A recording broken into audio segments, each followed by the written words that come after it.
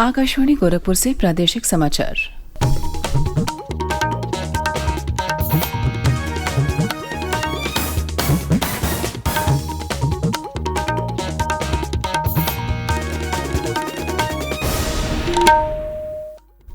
नमस्कार, समाचार बुलेटिन के साथ में शिवानी अरोरा। पहले मुख्य समाचार।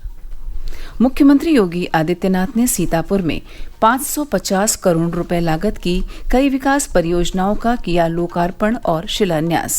कहा, नैमिषारण्य में कनेक्टिविटी सुविधाएं बढ़ाने के लिए जल्द इलेक्ट्रिक बसों का किया जाएगा संचालन। प्रधानमंत्री नरेंद्र मोदी ने गांधी जयंती से पहले कल महास्वच्छता अभियान का किया नेतृत्व।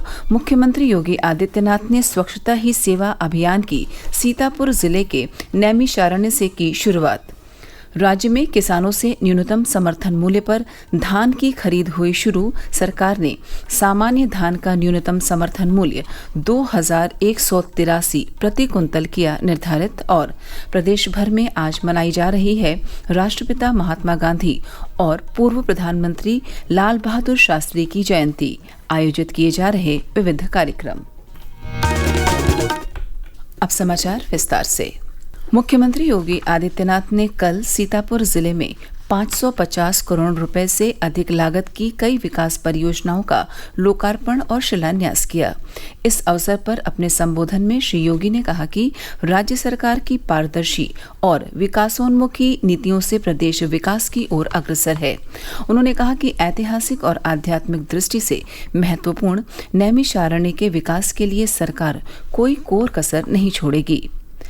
मुख्यमंत्री ने कहा कि इस क्षेत्र का विकास जिस तरह से होना चाहिए था वह नहीं हुआ।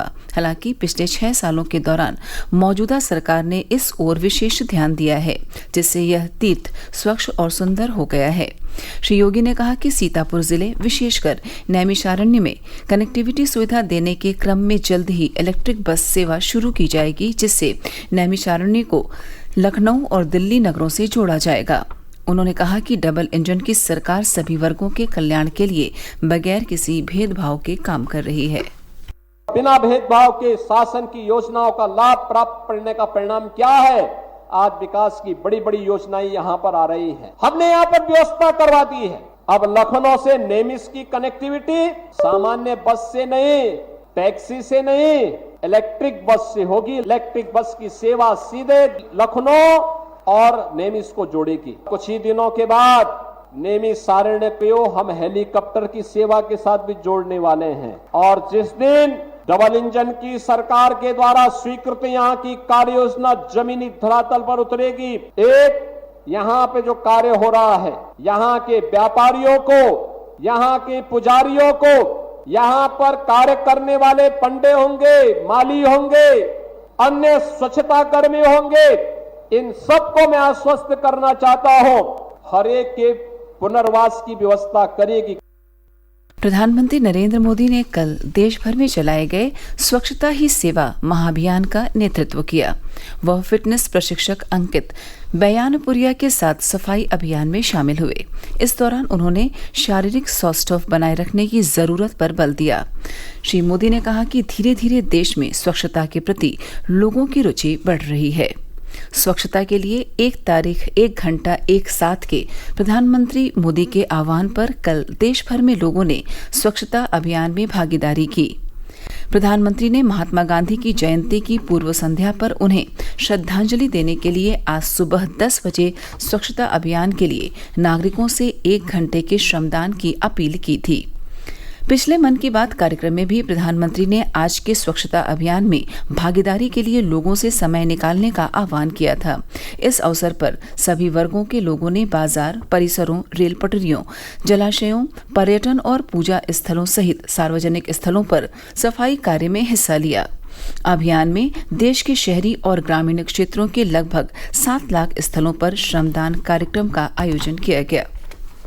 सूचना और प्रसारण मंत्री अनुराग सिंह ठाकुर ने स्वच्छता के महत्व पर जोर देते हुए कहा कि प्रधानमंत्री श्री मोदी की पहल से आज देश में महिलाओं को खुले में शौच से मुक्ति मिली है।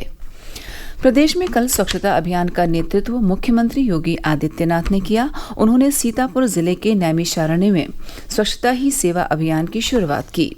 इस दौरान श्री योगी ने मां ललिता देवी मंदिर परिसर में झाड़ू लगाया और संतों से मुलाकात की।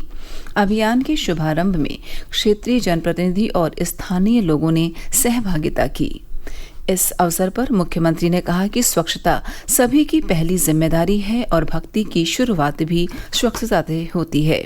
उन्होंने लोगों से धार्मिक स्थलों पर पॉलिथीन का प्रयोग न करने का आह्वान किया। मुख्यमंत्री ने कहा कि गांधी जयंती से पहले उत्तर प्रदेश में ग्रामीण इलाकों में ODF+ का लक्ष्य हासिल कर लिया है।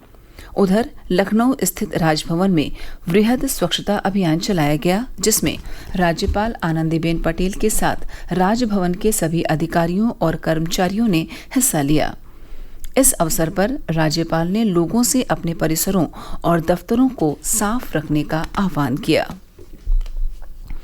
उप मुख्यमंत्री ब्रजेश पाठक ने लखनऊ में स्वच्छता अभियान में भाग लिया और चंदौली में केंद्रीय भारी उद्योग मंत्री डॉक्टर महेंद्र नाथ पांडे की अगुवाई में पार्टी कार्यकर्ताओं और पदाधिकारियों ने सफाई अभियान में हिस्सा लिया।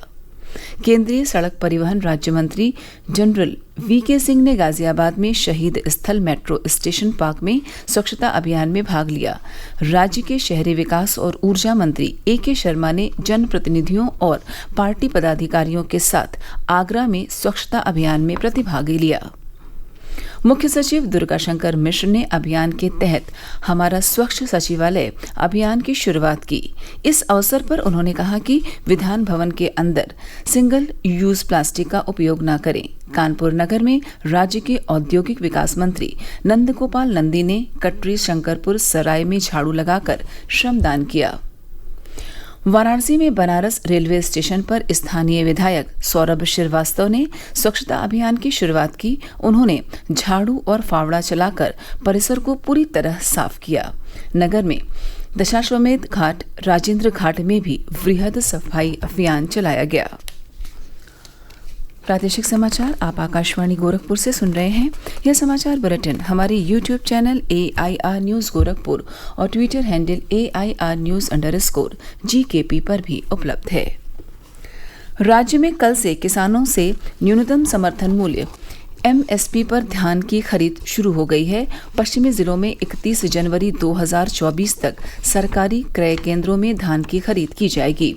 पूर्वांचल में 1 नवंबर से फरवरी से अंत तक धान की खरीद होगी। सरकार ने इस साल सामान्य धान की MSP 2183 रुपये प्रति कुंतल और ग्रेड A धान की MSP 2203 रुपये घोषित की है। धान की बिक्री के लिए किसानों को वेबसाइट fcs.up.gov.in और मोबाइल ऐप यूपी किसान मित्र पर पंजीकरण कराना जरूरी है। राष्ट्रपिता महात्मा गांधी की जयंती आज प्रदेश भर में मनाई जा रही है। विभिन्न स्थानों पर लोग उनकी प्रतिमाओं और चित्रों पर माल्यार्पण कर उन्हें अपनी भावभीनी श्रद्धांजलि अर्पित कर रहे हैं। कई स्थानों पर बापू के प्रिय भजनों के गायन के कार्यक्रम आयोजित किए गए हैं। प्रदेश भर के गांधी आश्रमों में आज विविध कार्यक्रमों के आयोजन किए गए हैं। स्कूलों में भी गांधी जयंती के अवसर पर विविध आयोजनों को रूपरेखा तैयार की गई है। आज ही पूर्व प्रधानमंत्री लाल बहादुर शास्त्री की भी जयंती मनाई जा रही है। विभिन्न स्थानों पर लोग उन्हें श्रद्धांजलि अर्पित कर रहे हैं। राज्यपाल आनंदीबेन पटेल और मुख्यमंत्री योगी आदित्यनाथ ने राष्ट्रपिता महात्मा गांधी एवं पूर्व प्रधानमंत्री स्वर्गीय लाल बहादुर शास्त्री की जयंती के अवसर पर प्रदेशवासियों को हार्दिक बधाई दी है। बहुजन समाज पार्टी की अध्यक्ष मायावती ने कहा है कि उनकी पार्टी आगामी लोकसभा चुनाव में किसी भी गठबंधन का हिस्सा नहीं होगी और अकेले चुनाव लड़ेगी। वह कल लखनऊ में पार्टी पदाधिकारियों के साथ लोकसभा चुनाव की तैयारियों की समीक्षा कर रही थीं। गोरखपुर सहित पूर्वी उत्तर प्रदेश के कई जिलों में घने बादल छाए रहने से और कुछ स्थानों पर वर्षा होने से लोगों को उमस भरी गर्मी से राहत मिली है। मौसम विभाग के अनुसार अगले 2 से 3 दिन तक बादलों के छाए रहने और कुछ स्थानों पर छिटपुट वर्षा होने का पूर्वानुमान है। और अंत में इस बुलेटिन के मुख्य समाचार एक बार फिर। मुख्यमंत्री योगी आदित्यनाथ ने सीतापुर में 550 करोड़ रुपए लागत की कई विकास परियोजनाओं का किया लोकार्पण और शिलान्यास। कहा, नैमिषारण्य में कनेक्टिविटी सुविधाएं बढ़ाने के लिए जल्द इलेक्ट्रिक बसों का किया जाएगा संचालन। प्रधानमंत्री नरेंद्र मोदी ने गांधी जयंती से पहले कल महास्वच्छता अभियान का किया नेतृत्व। मुख्यमंत्री योगी आदित्यनाथ ने स्वच्छता ही सेवा अभियान की सीतापुर जिले के नैमिषारण्य से की शुरुआत। राज्य में किसानों से न्यूनतम समर्थन मूल्य पर धान की खरीद हुई शुरू। सरकार ने सामान्य धान का न्यूनतम समर्थन मूल्य 2183 प्रति कुंतल किया निर्धारित। और प्रदेश भर में आज मनाई जा रही है राष्ट्रपिता महात्मा गांधी और पूर्व प्रधानमंत्री लाल बहादुर शास्त्री की जयंती। आयोजित किए जा रहे विविध कार्यक्रम। इसी के साथ प्रादेशिक समाचार समाप्त हुए। नमस्कार।